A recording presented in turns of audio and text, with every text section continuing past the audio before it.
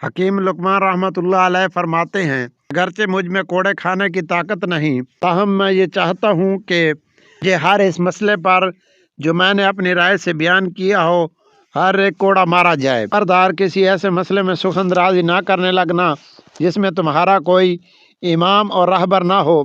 اگر لوگ تمہیں ایسی صفات بیان کرے جو تم میں نہیں تو مغرور مت ہو، کیونکہ جاہلوں کے کہنے سے ٹھیکری سونا نہیں بن سکتی۔ جس طرح بارش خشک زمین کو زندہ کرتی ہے، اس طرح صحبت علماء سے دل زندہ ہوتا ہے۔ عقل ادب کے ساتھ ایسی ہے جیسا کہ درخت ثمر کے ساتھ، اور عقل بغیر ادب کے ایسی ہے جیسے درخت بغیر ثمر کے۔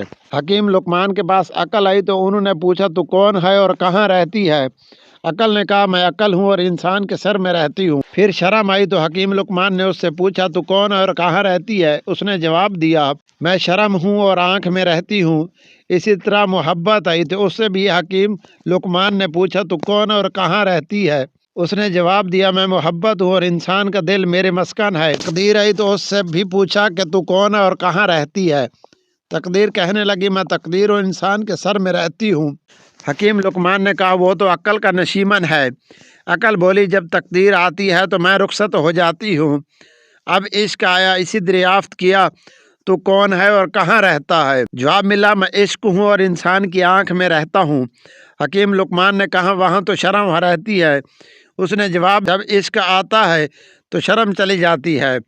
آخر میں لالچ آئی تو اس سے بھی پوچھا، تو کون ہے اور کہاں رہتا ہے؟